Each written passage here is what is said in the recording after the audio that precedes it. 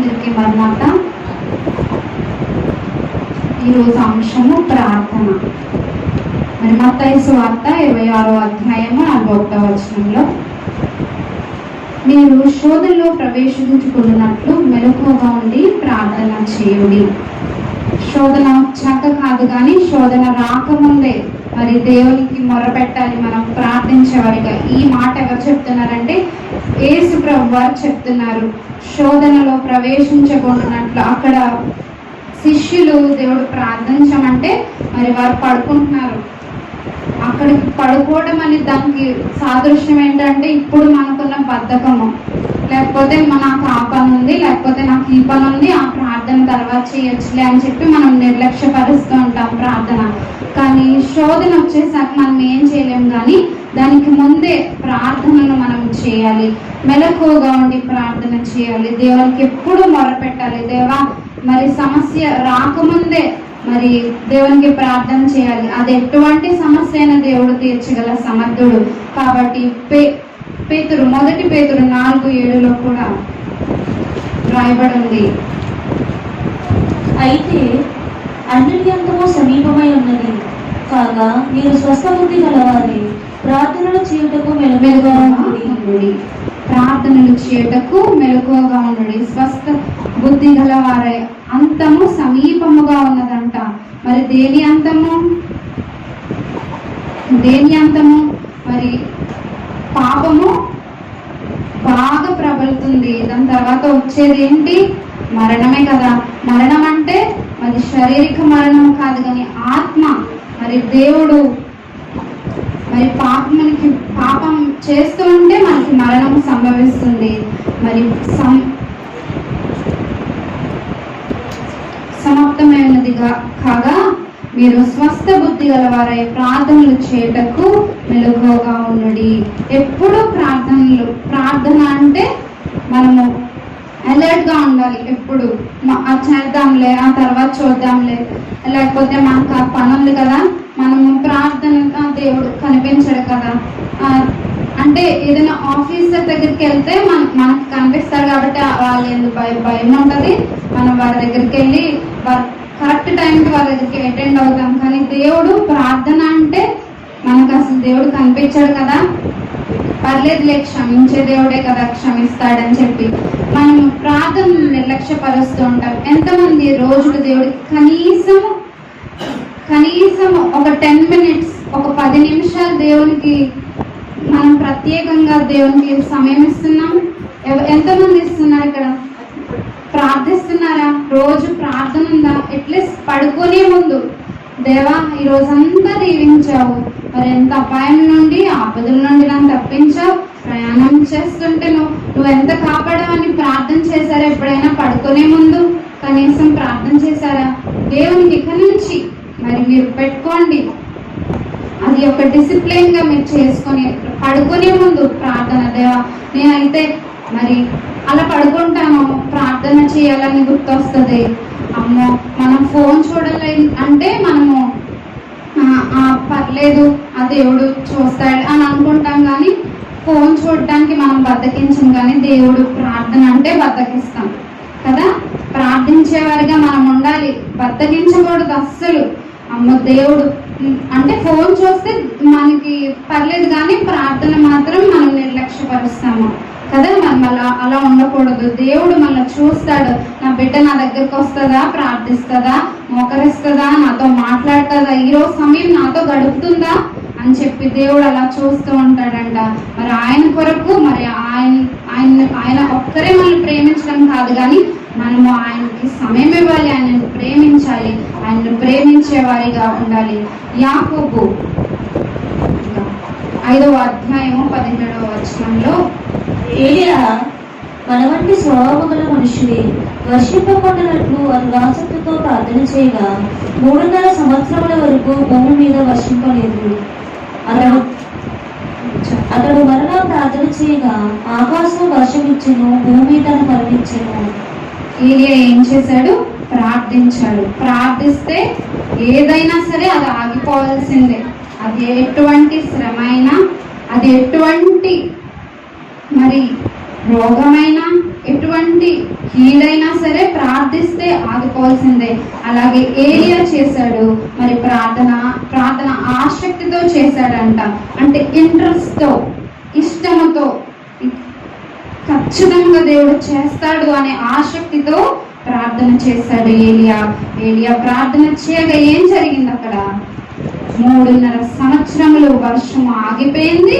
మళ్ళీ తిరిగి ప్రార్థిస్తే తిరిగి వర్షం వచ్చింది. కాబట్టి మీరు ప్రార్థిస్తే మీ జీవితంలో ఏంటది? మీరు దేవా, ఈ కీడు ఒకదాని తర్వాత ఒకటి నన్ను వెంటాడుతుంది, ఈ ఆపద ఒకదాని తర్వాత ఒకటి, ఇది అసలు పని జరగట్లేదు ప్రభా అన్నది ఏంటది మీ జీవితంలో? మరి దేవునికి ప్రార్థించండి, పట్టుదల కలిగి ఆసక్తితో ప్రార్థించాలి. ప్రార్థిస్తే దేవుడు ఖచ్చితంగా ఆలకిస్తాడు.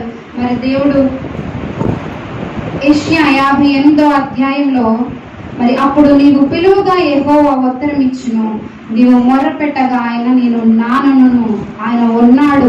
మన ప్రార్థన ఆలకించే దేవుడు ఆయన. మరి మామూలుగా కొంతమంది మాట్లాడితే మరి కొంతమంది పట్టించుకోరు, వీరు మాట్లాడినందుకు అలా లెక్క చేయరు. కానీ మన దేవుడు అవి ఎంత మనకి రాకపోయినా సరే దేవుడు ఏం చేస్తాడు? నా బిడ్డ నా దగ్గరకు వచ్చింది, అది ఆమె ఎలాగమ్మా, అది ఎంత స్పష్టత లేకపోయినా సరే, అది మంచిగా మంచి పదాలు వాడకపోయినా సరే, నేను నా బిడ్డ నా దగ్గరికి వచ్చింది కాబట్టి ఖచ్చితంగా నేను వింటాను. ఆయన మన దగ్గర ఉండి వింటాడండి. ఆయన చెప్పాడు కదా, అడుగుడి మీకు ఇవ్వబడును, వెదకుడి మీకు దొరుకును, తట్టుడి మీకు తెరవబడును. అంటే ఆయనే చెప్తున్నాడు, అడగండి. మీరు అడగట్లేదు కాబట్టి పొందుకోవట్లేదు. అడగాలి. మన జీవితంలో ఏంటి మీకు కావాల్సింది, ఏంటి మీరు పొందుకోవాల్సింది, ఎప్పటి నుంచి ఎదురు చూస్తున్నారు కదా, ఏంటది? మరి స్వస్థత కావాలా? మరి మీకేంటి? వివాహములా, లేకపోతే గర్భఫలమా, లేకపోతే ఏంటి? అది మీకు ఎప్పటి నుంచో అడుగుతున్నారు, ఎప్పటి నుంచో ఎదురు చూస్తున్నారు కానీ పొందుకోవట్లేదు. కానీ దేవుని సన్నిధిలో మరి మీరు ఎప్పుడైతే అడుగుతారో ఆసక్తి కలిగి, ఎలాగైతే ఏలియా అడిగాడో మరి మీరు అడుగుతారో ఖచ్చితంగా దేవుడు మరి మీ మొర వింటాడు. ఖచ్చితంగా ఆయన కార్యమును సఫలపరుస్తారు. మొదటి సమయంలో 11వ అధ్యాయంలో మొదటి సమయంలో 1వ అధ్యాయం 11వ వచనంలో, సైన్యములకు అధిపతియగు యెహోవా, నీ సేవకురాలైన నాకు కలిగి ఉన్న శ్రమను చూచి నీ సేవకురాలైన నన్ను మరొక జ్ఞాపకము చేసుకొని నీ సేవకురాలైన నన్ను నాకు మగపిల్లలను దయచేసిన ఎడల వారి తన మీదికి క్షౌరపు కత్తి ఎన్నటినీ రానియక వారి బ్రతుకు దినములన్నింటిను నేను వారిని యెహోవాకు నీకు అప్పగించనని మొక్కుబడి చేసుకునేను. ఆమె యెహోవా సన్నిధిని ప్రార్థన చేయుచుండగా ఏలీ ఆమె నోరు కనిపెట్టుచుండెను. ఆమె ఏం చేసింది? హన్నా ఏం చేసింది? ప్రార్థన చేసింది కాబట్టి ఏం దొరికింది? సమూయేలు గొప్ప ప్రవక్త దేవుడు ఇచ్చాడు. ఈ రోజు మీరు ప్రార్థిస్తే దేవుడు గొప్ప కార్యాలు. మరి ఆమె ఏం చేసిందని అంటే, నా ఆత్మ యెహోవా సన్నిధిని కుమ్మరించుచున్నానని ఏలియాకి చెప్తుంది కదా. మరి ఈరోజు కుమ్మరింపు కలిగిన ప్రార్థన. మరి ఇంకా మనసులో ఏమి ఎంచుకోకూడదు, దేవునికి అంతా చెప్పాలి. అసలు కొంతమందికి ధ్యాస ఉండదు, ఏదో మామూలుగా యథావిధిగా కొంతమంది పట్టినట్టు ప్రార్థన చేస్తారు. దేవా ఈరోజు అంత దీవించి ఆమె బనాత అంతే. కొంతమందికి ఇలాగే ప్రార్థన, ఇదే ప్రార్థన. కానీ మనం దేవునిలో లీనం అవ్వాలి. మరి బైబిల్ గ్రంథంలో ఉంటది, మూల్గులు విని ఆత్మ, పరిశుద్ధాత్మ తానే విజ్ఞాపన చేస్తుందంట తండ్రికి. మరి ఈరోజు మీరు మనస్ఫూర్తిగా మీరు కుమ్మరించాలి. ఎలాగైతే మరి హన్నా కుమ్మరించిందో, ఇంకా తన మనసులో ఇంకా తేలికగా ఉంది తేలికగా తన సన్నిధి నుండి, మందిరం నుండి బయటకు వస్తున్నప్పుడు తేలిక కలిగే వచ్చిందంట. ఆ తేలిక దేనివల్ల? నిరీక్షణ, నమ్మకము. దేవుడు ఖచ్చితంగా చేస్తాడు. దేవుడు కాకపోతే ఇంకెవరు చేస్తారు? మనకెవరున్నారు చేయడానికి? ఈరోజు మనకు ఉండవలసింది అదే, కుమ్మరించాలి దేవుని ముందు. దేవుడు ఖచ్చితంగా చేస్తాడు. ఆయన కాకపోతే ఇంకెవరు చేస్తారు? మనకెవరున్నారు? రాజులున్నారా? గొప్పవారు ఉన్నారా? లేరు. మనకి దేవుడే రాజు, ఆయనే గొప్పవాడు. ఆయనకు అసాధ్యమైనది ఏది కూడా లేదు. సమస్తము సాధ్యమే ఆయనకి. ఖచ్చితంగా మీ చదువులలో ఏంటి, మీ ఉద్యోగాల్లో ఏంటి, మీరు ఏది ప్రయత్నిస్తున్నా కూడా దేవుని సన్నిధిలో మరి కుమ్మరింపు నీకు నిజముగా కావాలా, నిజముగా ఆశ ఉందా, ఆశ కలిగిన ప్రాణాన్ని తృప్తిపరిచే దేవుడు అని చెప్పాడు కదా. ఒకవేళ నిజముగా మీకు ఆశ ఉంటే దేవుడు ఖచ్చితంగా మరి ఎలాగైతే హన్నాను జ్ఞాపకం చేసుకున్నాడు, మిమ్మల్ని కూడా జ్ఞాపకం చేసుకుంటాడు. సమూయేలు గొప్ప ప్రవక్తని మరి హన్నాకి ఇచ్చాడు. ఈరోజు మీకేం కావాలో అడిగిన దానికంటే, ఊహించిన దానికంటే అత్యధికముగా ఇచ్చే దేవుడు మన దేవుడు. ఏదో చిన్న చిన్న వాటితో సరిపెట్టే దేవుడు కాదు. ఆయన మహిమైశ్వర్యము చొప్పున మనకిస్తాడు ఖచ్చితంగా. మీరు అడగాలి దేవుణ్ణి, మీరు అడగట్లేదు కాబట్టి పొందుకోవట్లేదు అని అన్నాడు. అవునా? మరి అడిగితేనే ఖచ్చితంగా దేవుడు మరి గొప్ప జవాబును, గొప్ప దీవెనను ఇస్తాడు. అపోస్తుల కార్యాలు 16వ అధ్యాయం 25వ వచనంలో పౌలు శీలలు ప్రార్థించారు. అయితే మధ్యరాత్రి వేళ పౌలును శీలయు దేవునికి ప్రార్థించు కీర్తనలు పాడుచూ ఉండేది, ఖైదీలు విడిచుండేది. అప్పుడు అకస్మాత్తుగా మహాభూకంపము కలిగెను, చెరసాల పునాదులు అదరెను, వెంటనే తలుపులన్నీ తెరుచుకొనెను, అందరి బంధకములో ఊడెను.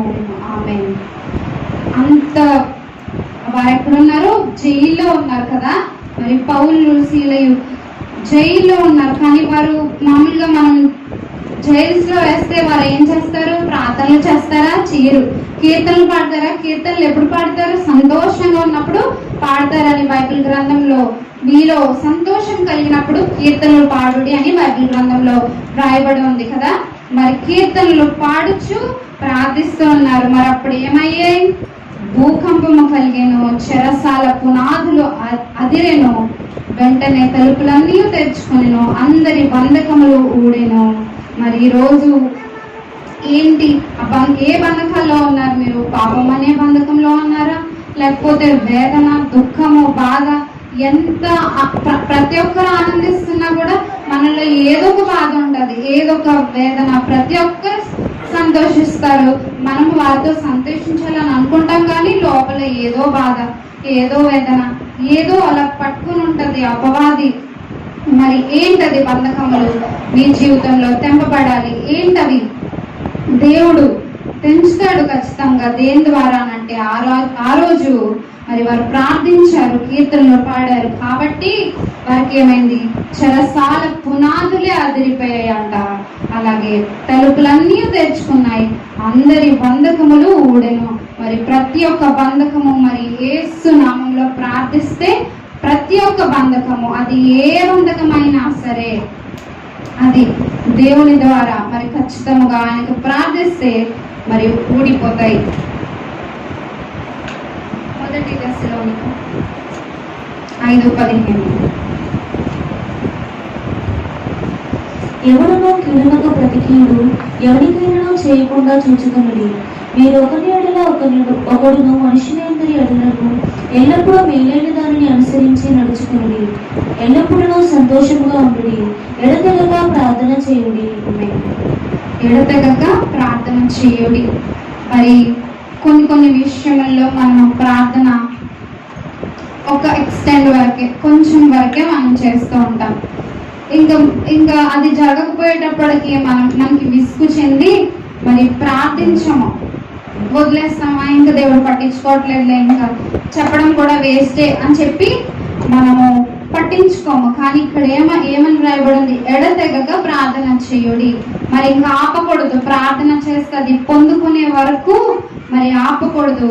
ప్రే అంటిల్ మిరాకిల్ హ్యాపెన్స్. మరి అద్భుత కార్యము, ఆశ్చర్య కార్యము జరిగే వరకు కూడా ప్రార్థన చేయాలి.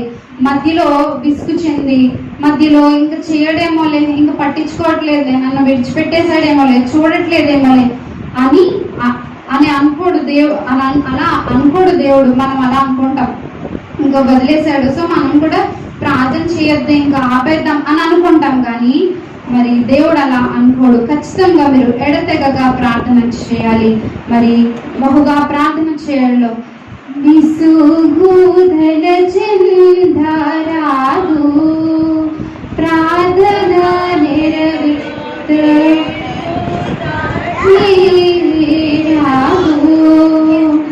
విసుగున్న చో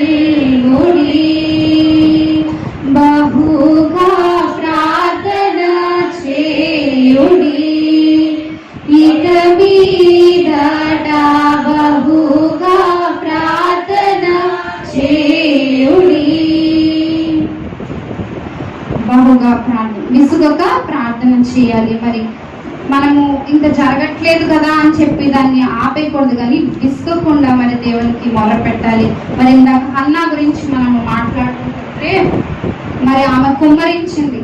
మరి ఏలియా అనుకుంటున్నాడు మత్తుగా ఈమె ఏంటి తాగేసి వచ్చిందా అని అనుకుంటున్నాడు ఏలియా. మరి ఏలియాని పట్టించుకుందా హన్నా? తన బాధ్యత తను చెప్పుకోవడానికి వచ్చింది. పక్కనున్న వారిని చూడలేదు. పక్కన వారు ఏమనుకుంటున్నారు, వీరేమనుకుంటున్నారు అని ఆమె పట్టించుకోలేదు. కానీ తన బాధ, తనకి దేవునికి ఆ కనెక్షన్ చూస్తుంది, ఆ బాధను తను చెప్పుకోవడానికి చూస్తుంది. కానీ పక్కన వారు ఏమనుకుంటారు, ఈ పక్కన వారు ఏమనుకుంటారు, ఆ పక్కన వారు ఏమనుకుంటారు అని చూడలేదు. కానీ మనము సంఘంలో ఏం చూస్తాం? చేతులు ఎత్తితే అమ్మో వారు నన్ను చూసిన అవుతారేమో అని అనుకుంటాం. మరి ప్రార్థిస్తే కొంచెం ఏడ్చుకుంటూ ప్రార్థిస్తే వారు నన్ను ఏం చూసి నవ్వుకుంటారా అని అనుకుంటాం. కానీ దేవుని సన్నిధిలో మరి మనము పూర్ణముగా, పూర్ణ ఆత్మతో, పూర్ణ శక్తితో మరి ఆయన సన్నిధిలో ఏక మనస్సు కలిగి ప్రార్థించాలి. మీ పక్కన వారు ఏమనుకుంటే మీకేంటి? మీ పక్కన వారు వచ్చి మీకు హెల్ప్ చేస్తారా? మీ పక్కన వారు మీ బాధల్లో మీకు తోడుకుంటారా? ఎవరైనా వచ్చి హెల్ప్ చేస్తారా? కనీసం తొంగి చూసే రోజులు కూడా ఇవి కాదు. పక్కన వారికి ఏమనుకున్నా సరే నా దేవునికి నేను చెప్పుకున్నాను అనుకుంది. కాబట్టి హన్నా ఈరోజు సమయాల్ని పొందుకుంది, గొప్ప ప్రాప్తిని పొందుకుంది. ఈరోజు మనము అమ్మ మీరు చప్పట్లు కొట్టండి అంటే కొట్టము, చేతులెత్తి దేవుని స్తుతించండి అంటే చెయ్యము, మరి తగ్గించుకోండి అంటే చెయ్యము. మరి దేవుడు ఎలాగ హెచ్చిస్తాడు? దేవుడు మరి ఆనాడు హన్నా ఆమె పూర్ణంగా కుమ్మరించింది. మరి ఈరోజు మీరు పక్కన వారు ఏమనుకుంటారో మీకు అనవసరం. కానీ దేవుని సన్నిధికి వచ్చినప్పుడు ఆయనకి మీకు అంతే. ఇంకా మీ పక్కన మీ పిల్లలున్నా, మీ భార్య ఉన్నా, మీ భర్త ఉన్నా, మీకు ఎవరున్నా సరే మీరు పట్టించుకోకూడదు. ఆయన సన్నిధిలో మరి వారు చూసి నవ్వుతారు, వీరు చూసి నవ్వుతారు అని అనుకోకూడదు. మరి అలాగే మరి హేళన చేసింది ఎవరు? దావీదు భార్య కదా. దావీదు భార్య హేళన చేసింది. దావీదుకి ఏంటి? నేను గొర్రెల కాపరిని, ఆ స్థానం నుంచి దేవుడు నన్ను గొప్పగా హెచ్చించాడు. ఇంకా నన్ను దేవుడు అంతగా హెచ్చించాడు. ఆ కృతజ్ఞతతో దేవుడు దావీదు ఏం చేస్తున్నాడు? దేవుడు దగ్గర నాట్యం చేస్తున్నాడు, తన సంతోషాన్ని వ్యక్తపరుస్తున్నాడు. మరి ఆమె భార్య ఏంటి? ఆమెకెందుకు? మరి ఆమె ఏం చేసింది? నోరు మూసుకొని ఉండకుండా ఏం చేసింది? హేళన చేసి మాట్లాడింది. హేళన చేసినందుకు దేవుడు ఊరుకున్నాడా? ఆమెకి గర్భఫలం ఉందా? జీవితాంతం గర్భఫలము లేదు. కాబట్టి ఎప్పుడైనా ఎవరైనా మరి దేవుని సన్నిధిలో ఏడ్చినా, మరి దేవుని గురించి స్తుతిస్తున్నా, మరి దేవుని మహిమపరుస్తున్న వారి విధానం వారిది, వారి ఇష్టం వారిది, వారికి దేవునికి సంబంధం అది మనకు అనవసరం. మనం వెక్కిలిగా నవ్వుతూ మరి వెక్కిలి చేష్టలు చేస్తూ మరి అలా చేస్తే దేవుడు ఖచ్చితంగా శిక్షిస్తాడు. మరి ఆయన ప్రజల్ని దేవుడు ఎలా అయితే ఆయన ఇష్టం, నా బిడ్డ నాకు ప్రార్థన చేస్తుంటే, నన్ను స్తుతిస్తుంటే ఆమెకి ఎందుకని ఆమె గర్భఫలమే లేకుండా చేశాడు. ఈ రోజు మనం వెక్కిలి చేష్టలు దేవుని సన్నిధిలో చేయకూడదు. భయముతో, వణుకుతో అమ్మో దేవుడని భయపడాలి తప్ప దేవుడు కనిపించట్లేదే అని అనుకుంటే తీరా కనిపించే టైంకి మనము కనిపించాం. కాబట్టి జాగ్రత్త. దేవుని సన్నిధిలో భయముతో, వణుకుతో ఆయన సన్నిధిలోకి రండి. ఆయన గుమ్మములు తొక్కండి. మరి వెక్కిలి చేష్టలు చేయొద్దు, ఆయన నవ్వద్దు, అనవసరమైన విషయాలకి నవ్వద్దు. మరి అనవసరమైన విషయాల్లో మనము లీనమైతే మరి దేవుడు మనల్ని పట్టించుకోడు. కాబట్టి మీరు భయముతో వణుకుతూ దేవుని సన్నిధికి రండి. ఆయన యందు భయభక్తులు కలిగి ఉండాలంట. ఆయన యందు భయభక్తులు కలిగి ఉన్నవారు ధన్యులు. మరి భయం కలిగి ఉండాలి, ఎడతెగగా ప్రార్థన చేయాలి. మరి అపోస్తుల కార్యములలో 12వ అధ్యాయము 5వ వచనంలో మరి సంఘం అయితే ప్రార్థిస్తుంది, అత్యాశక్తితో ప్రార్థిస్తుంది సంఘం.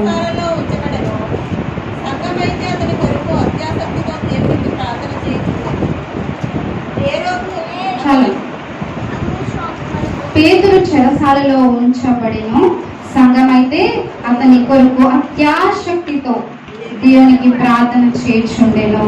మరి సంఘము ఈరోజు మనము సంఘముగా కూడి ఉండుట, మరి దేవుడు మరి ఇలాగెందుకు మీరు సంఘముగా కూడండి, మీరు సమాజముగా కూడండి, సమాజముగా కూడటం మంచిది అని చెప్పి మరి బైబిల్ గ్రంథంలో రాయబడింది. మరి సంఘముగా కూడి మనము కబుర్లు చెప్పుకోవడానికో మరి ఇంకొక పనులు చేయడానికో కాదు, కానీ మరి దేవుని సంఘంలోనికి వచ్చిన వారు మనం ఏం చేయాలి? సంఘము ప్రార్థించాలి, ప్రార్థించే వారిగా మనం ఉండాలి. ప్రతి ఒక్కరూ ప్రార్థించాలి, సంఘముగా మనం ప్రార్థించే వారిగా మరి ఉండాలి. మనకున్న మరి ఆ యొక్క బాధ్యత, సంఘముగా మనకున్న బాధ్యత ఏంటంటే మరి ప్రార్థించే వారిగా మనం ఉండాలి. ప్రార్థన మరి మనకి అంత హ్యాపీగా లేదు కదా, మన లైఫ్ మనకు అంత హ్యాపీగా లేదు. మరి ప్రస్తుతానికి ఇప్పుడు ఎవరో వచ్చి ఈ సైట్ మాదంటుందంట. మరి మనకి చాలా వ్యతిరేక శక్తులు, శోధనలు వస్తున్నప్పుడు సంఘముగా మనం ఏం చేయాలి? ప్రార్థన చేయాలి, ఖచ్చితంగా ప్రార్థన చేయాలి, బలముగా చేయాలి. మీరు ఇక్కడ వదిలేసి ఇక్కడ అయిపోయాక ఇక్కడ వదిలేసి వెళ్ళిపోవడం కాదు, కానీ ఇంటికి వెళ్ళాక మరి ముఖ్యముగా మీకు అంత పనులు అయిపోయాక మీ పనులు ఆపుకొని ప్రార్థన చేయమని అనట్లేదు, కానీ మీ పనులన్నీ అయిపోయాక మరి మీకంటూ దేవునికి సమయం తీసుకొని మీరు చక్కగా కూర్చొని ప్రార్థన చేయండి. మరి ఆనాడు మరి సంఘము ప్రార్థించగా మరి పేతురు మరి చెరసాలలో నుండి వారికి దూతనే దిగి వచ్చిందంట. దూతనే దింపిన ప్రార్థన ఎవరిదనంటే సంఘ ప్రార్థన. ఈ రోజు మనకి వ్యతిరేక శక్తులు, వ్యతిరేకతలు మరి చర్చ మొదలు పెట్టినప్పటి నుంచి కూడా వ్యతిరేకతలే. కానీ మరి దేవుడు ఎక్కడైనా ఆపాడా? ఏ ఆరాధన ఆపాడా? ఆపలేదు. ఎందుకు? ఆయన నిశ్చయించుకున్నాడు. ఆయనది ఈ మహిమ మందిరము, దేవుని మహిమ మందిరము. ఆయన మహిమ కార్యములు, గొప్ప కార్యములు ఇక్కడ జరుగుతాయి. మీరు చూడండి, ఖచ్చితంగా మీరు ప్రార్థించండి. మీరు అనుదినము సంఘము కొరకు, సంఘ సభ్యుల కొరకు, మన సంఘంలో వివాహం కాని వారు ఉన్నారు, మరి వివాహము కొరకు, మరి తన చిన్నబిడ్డలైన వారి చదువుల కొరకు మీరు ప్రార్థించాలి. మీకు ఆ బాధ్యతలు దేవుడు ఇచ్చాడు, ఖచ్చితంగా మీరు ప్రార్థించాలి. మరి పనులు, జాబ్స్ విషయంలో మరి యవనస్తులు జాబ్స్ విషయంలో ప్రార్థించాలి. మరి వాళ్ళ యవనములో వారి చెడు నడతలకి వెళ్ళకుండా